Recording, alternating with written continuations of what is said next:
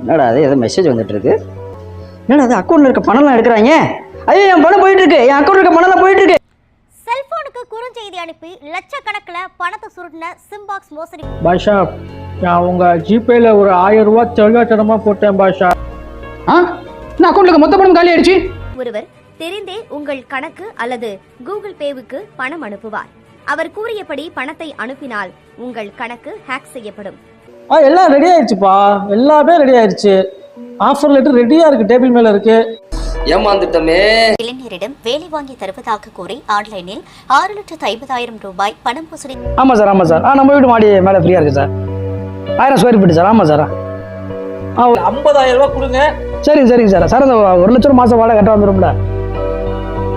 மாசம் 1 லட்சம் ரூபாய் கண்டிப்பா கொடுத்துருவோம்.